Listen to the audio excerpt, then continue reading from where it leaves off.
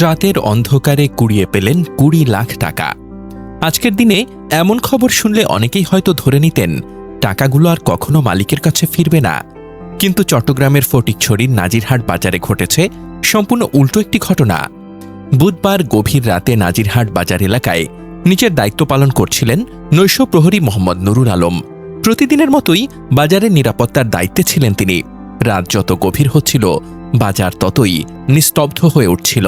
ঠিক সেই সময় রাস্তায় পড়ে থাকা একটি ব্যাগ তার চোখে পড়ে। সাধারণত এমন একটি ব্যাগ দেখে অনেকেই কৌতূহলী হন।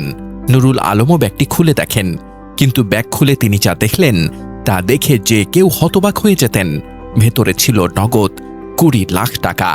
এক মুহূর্তের জন্য ভাবুন, একজন সাধারণ নৈশ প্রহরী যিনি হয়তো মাস শেষে সীমিত আয়ে সংসার চালান, নিত্য প্রয়োজনীয় জিনিসের দাম বাড়ার এই সময়ে যিনি হাজারো বাস্তবতার সঙ্গে লড়াই করে জীবন কাটান, তার সামনে হঠাৎ করে পড়ে আছে 20 লাখ টাকা। অনেক মানুষের সারা জীবনের সঞ্চয়ের চেয়েও বেশি অর্থ। এই পরিস্থিতিতে কতজন মানুষ নিজেকে লোভ থেকে দূরে রাখতে পারতেন? প্রশ্নটি কঠিন, কারণ অর্থ মানুষের সবচেয়ে বড় পরীক্ষাগুলোর একটি। কিন্তু নুরুল আলম সেই পরীক্ষায় অসাধারণভাবে উত্তীর্ণ হয়েছেন। তিনি একটি টাকাও স্পর্শ করেননি, একটি নোটও নিজের কাছে রাখেননি, বরং ব্যাগের প্রকৃত মালিককে খুঁজে বের করার চেষ্টা শুরু করেন। যাচাই বাছাই করে মালিকের পরিচয় নিশ্চিত করেন। এরপর পুরো 20 লাখ টাকা অক্ষত অবস্থায় প্রকৃত মালিকের হাতে তুলে দেন। এই কাজটি হয়তো শুনতে সহজ লাগে, কিন্তু বাস্তবে এটি অত্যন্ত বড় একটি সিদ্ধান্ত।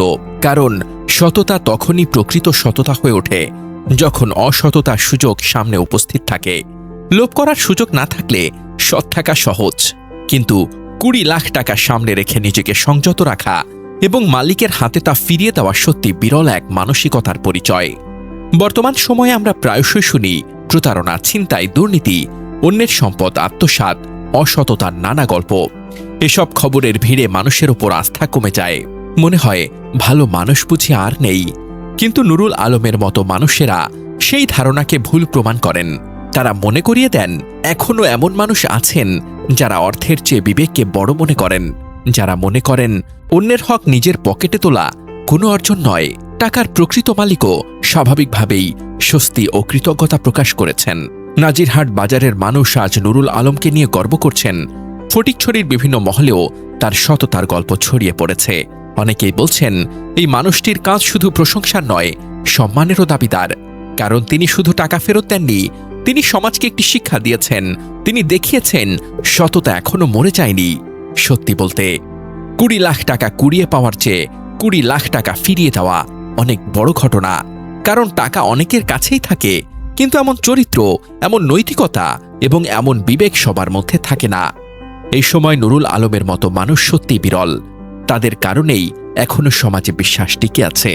তাদের কারণেই আমরা বলতে পারি ভালো মানুষ এখনো আছে, আর সেই ভালো মানুষগুলোর কারণেই পৃথিবী এখনো সুন্দর।